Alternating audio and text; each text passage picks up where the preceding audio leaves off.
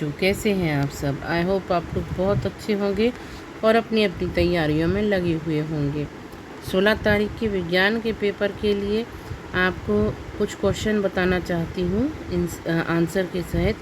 आप इन्हें याद कर लें ताकि आपको दिक्कत नहीं होगी। आपको ये क्वेश्चन 100% आपके पेपर में देखने के लिए मिलेंगे। पहला है, माइटोकॉन्ड्रिया को कोशिका का ऊर्जा घर या बिजली घर क्यों कहते हैं। तो आंसर है, माइटोकॉन्ड्रिया कोशिका के अंदर पाया जाने वाला एक अंगक होता है।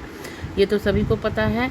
इसे कोशिका का बिजली घर इसलिए कहते हैं क्योंकि यह भोजन से ऊर्जा बनाता है। इसको मेनली ऊर्जा घर इसलिए कहा जाता है क्योंकि ये भोजन जो अपन खाते हैं उससे ऊर्जा प्राप्त करता है, उसे स्टोर करके रखता है। यह ऊर्जा कोशिका के सभी काम करने के लिए ज़रूरी होती है। जैसे कि घर में बिजली के बिना पंखा और बल्ब नहीं जलते हैं, वैसे ही माइटोकॉन्ड्रिया के बिना कोशिका काम नहीं कर सकती है, इसलिए यह आवश्यक है। एक लाइन और है इसमें, माइटोकॉन्ड्रिया भोजन से ऊर्जा बनाता है, इसलिए इसे कोशिका का बिजली घर कहा जाता है। नेक्स्ट है आपका प्लास्टिड या फिर लवक के कार्य लिखिए। तो लवक केवल पादप कोशिका में ही पाए जाते हैं, जंतु कोशिका में ये नहीं होते हैं। यह केवल पादप कोशिका में पाए जाते हैं। लवक के प्रकार और उनके कार्य निम्नलिखित हैं। पहला है हरित लवक, इसी के कार्य हैं हरा रंग देता है। दूसरा प्लास्टिड देता है।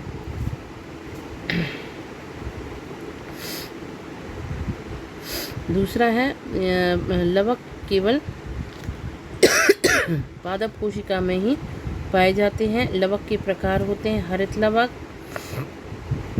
रंजक लवक, श्वेत लवक। तो ये 3 इसके लवक हैं। लवक के प्रकार भी कह सकते हैं आप इनको। पहला है हरित लवक, हरा रंग देता है और प्रकाश संश्लेषण करके भोजन बनाने में मदद करता है। दूसरा है आपका पहला है आपका हरित लवक, हरा रंग देता है, प्रकाश संश्लेषण करके भोजन बनाता है। दूसरा है आपका रंजक लवक या क्रोमोप्लास्ट, फूलों और फलों को रंग देता है जैसे लाल, पीला आदि। और श्वेत लवक जो कि भोजन स्टार्च को संग्रह करके रखता है। तो बच्चों, ये आपके इतने क्वेश्चन हो गए हैं, 2 और इसमें ऐड हो गए हैं। अब आप इनको आराम से अपने या तो नोटबुक में नोट कर लीजिए या फिर इनका नोट्स बना के रख लीजिए।